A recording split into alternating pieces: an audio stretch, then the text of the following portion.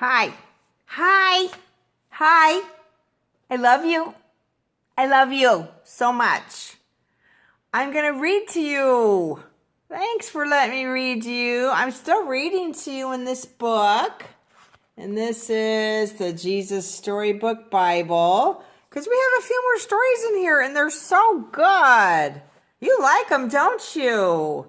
Wait till you hear this one. We're going to continue. And this one is in Genesis. And this one's about the son of laughter. Who's the son of laughter?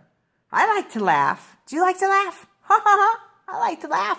Let's read about him. Who is this son of laughter? There he is. Years passed and things didn't get any better.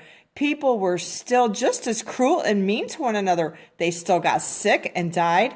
God's world was still full of tears. It was never meant to be like this. But God was getting ready to do something about it. He was going to make all the wrong things right, and he was going to do it through a family. Abraham, God said, how many stars are there? God was about to tell his friend a wonderful secret. Let me see, Abraham said, rolling up his sleeves. But have you ever tried counting stars? Then you know how hard that is. 993, 994, 996. Oh, no, wait. 1, 2. Of course he kept losing count. Too many, he said. Guess what? God laughed. I'm give you so many children and grandchildren and great-grandchildren, you won't be able to count them either. Abraham couldn't help giggling. It's such a wonderful idea, but he stopped himself. How could he have a family? Don't be silly. He didn't have any children, let alone grandchildren. He wiped away a tear. Anyway, it was far too late for him to start having babies at his age. He was 99 years old. 99! And what's God saying at 99? Abraham, God said, believe me. And then God told Abraham his secret rescue plan. Abraham, I will make your family very big, God promised, until one day your family will come to number more than even all the stars in the sky. Abraham looked up at the dark night sky, thick with stars. Is that what he's doing there? You will be my special family, my people, and through you, everyone on earth will be blessed. Aw, he's looking at the stars.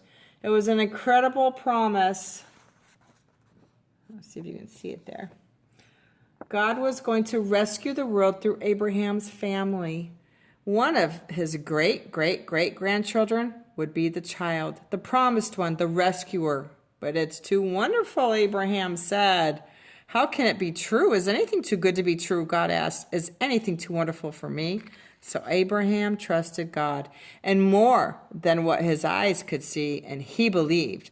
Now when Abraham's wife, Sarah, she heard God's promise, she just laughed. But it wasn't a happy laugh. It had tears in it. She'd always wanted a baby. Could her dream come true? Could she really have a baby when she was 90 years old? Whoa. No, of course not. Don't be silly. It was far too late. But God said so. Not too late if God says so, is it? Sarah didn't believe God could do what he promised. She'd forgotten that when God says something, it's as good as done. Of course, it was easy for God to give her a baby son as it was for him to make all the stars in the sky. He could do it. He can do anything. All things are possible with God, right? What is this? Can you see what they're holding? Sarah, sure enough, 9 months later, just as God had promised, Sarah gave birth to a baby boy. They named him Isaac, which means son of laughter. And Sarah laughed, but this time it was a glorious, happy laugh. Her dreams had come true. God would do as he promised. He would always look after Abraham's family, his special people. And one day, God would send another baby, a baby promised to a girl who didn't even have a husband. But this baby would bring laughter to the whole world. This baby would be everyone's dream come true. Do we know who that is? Do you know? Who's God's promised little child to come and rescue the world? It's Jesus. Do you want me to read just a little bit more? The story's so good, isn't it? So God knew that his secret rescue plan could only work if Abraham trusted him completely. God had to make sure Abraham would do whatever he asked. So a few years later, God asked Abraham to give him a present.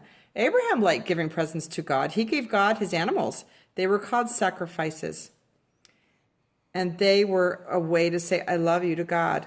But this time God didn't want a lamb or a goat. God wanted Abraham to give him something more, much more. He wanted Abraham to give him his son, his only son, the son he loved, Isaac. Oh, I feel for him. Put his boy on the altar and kill him as the sacrifice. How could God want him to do such a terrible thing? Abraham didn't understand, but he knew that God was his father who loved him. And so Abraham trusted him. Early the next morning, Abraham and Isaac set off. They climbed the steep, stony trail up the mountain. Isaac carried the wood on his back. His father carried the knife and the coals. Oh boy. What is going on here? Papa, Isaac said, we have everything except we forgot the lamb for the sacrifice. God will give us the lamb's son, Abraham said. They built an altar and laid the wood on top. Abraham asked his son to climb on top of the wood. Isaac didn't understand, but he knew his father loved him, and so he trusted him. He climbed up onto the altar, and Abraham tied his boy to the wood. Isaac didn't struggle or try to run away. He just lay there quietly and didn't make a sound. Everything was ready. Abraham took the knife. Tears were filling up his eyes. Pain was filling up his heart. His hand was shaking. He lifted the knife high into the air. Stop, God said. Don't hurt the boy. I want him to live and not die. I now know that you love me because you would have given me your only son. Good job, Abraham. Wow. He is a real friend of God. He trusted him that much. Wow. Abraham felt his heart leap with joy. He unbound Isaac and he folded him in his arms. Great sobs shook the old man's whole body. Scalding tears filled his eyes, and for a long time they stayed there like that in each other's arms, and the boy and his dad.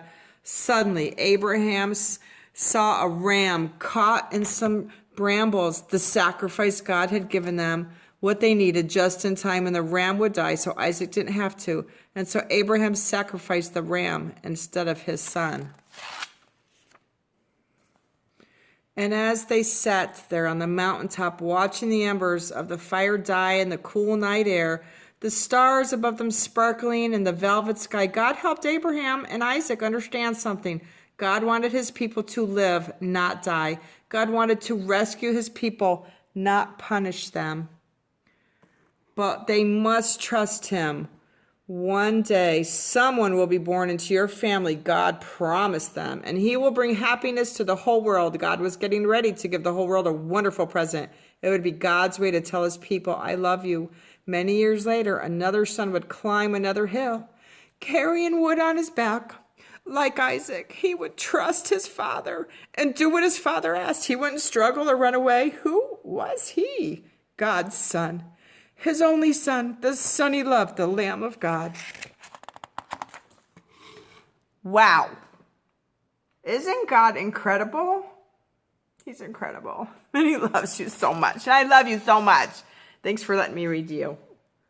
I love these stories in this book, don't you? They're just powerful stories of God's love. And when you trust him and you do what he tells you to do, and he's faithful, he shows himself faithful every time, every single time. I love you. I love you. I love you. Come see me again, okay? Bye. Bye.